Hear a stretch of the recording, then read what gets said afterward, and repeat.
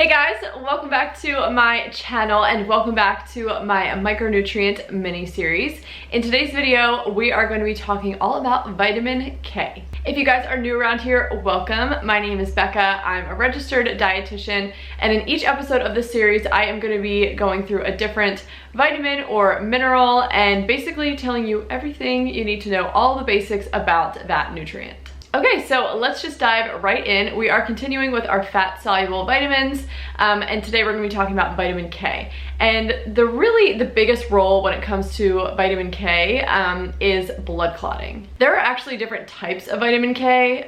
There is phyloquinone, which is what we're going to be talking about today, and then there's also menaquinones, which is a different kind of vitamin A, and there's actually going to be a whole separate video on that type of vitamin K, and that's going to be coming up in the next episode. But just know that there are different roles that will play within the body, a lot of different functions. But when it comes to vitamin K1 or phyloquinone, what we're going to be talking about today, the main role is blood clotting within the body. So vitamin K plays a very regulatory role when it comes to our blood clotting. There is kind of a whole cascade that needs to happen anytime our body needs to clot blood or make sure that we're not over clotting and keeping blood just the way that it's supposed to be. So one of the clotting factors involved is clotting factor 2. It's also most usually referred to as prothrombin, and this clotting factor is vitamin K dependent. So essentially, for the cascade to be able to be carried out correctly, we do need vitamin K essentially in order to clot blood. So it has a major regulatory effect on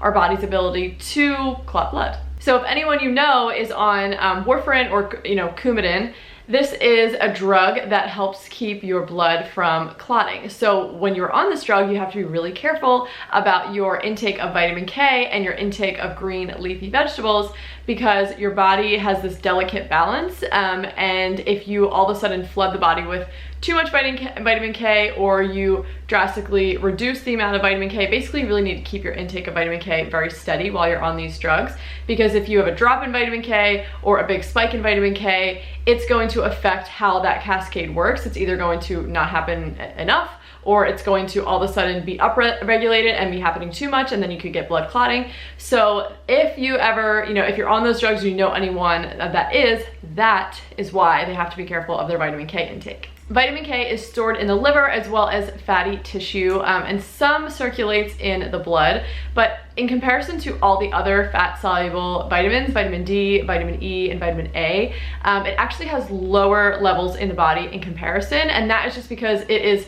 metabolized and excreted really quickly. It's also not something that's often assessed clinically, meaning people's vitamin K levels aren't really checked unless they are on Coumadin. Then they need to be monitored really closely, and technically just checking your blood for presence of vitamin K is not a good indicator of status, meaning not a good indicator of whether you're getting enough or not getting enough. But what is mainly looked at when it comes to vitamin K is prothrombin time, because if that is within normal range, you can assume that your vitamin K levels are also within normal range, since you need to have vitamin K in order for that process to go correctly. When it comes to food sources of vitamin K, the green leafy vegetables are the star of the show here. So our, kale, spinach, collard greens, all of those are super rich. Broccoli is also pretty high in vitamin K, but it's those green leafy vegetables that typically are the richest sources. When it comes to a vitamin K deficiency, you don't see it a whole lot, but if you are deficient in vitamin K, it can lead to hemorrhaging, although this is only in really severe cases. And for the most part, if you're an average healthy human with a healthy diet, you're not ever really going to get to the point of levels so low that it can cause issues with blood clotting. It's just not really something that's seen, and therefore it's also not really something that's supplemented. There is vitamin K in multivitamins and prenatals and things like that, but you just typically don't see people specifically supplementing with vitamin K. Another source that is totally different from food is actually ourselves. We can actually synthesize vitamin K in the gut, but it is a different kind of vitamin K, kind of like I talked about early in the video, and we will be covering that in next week's episode.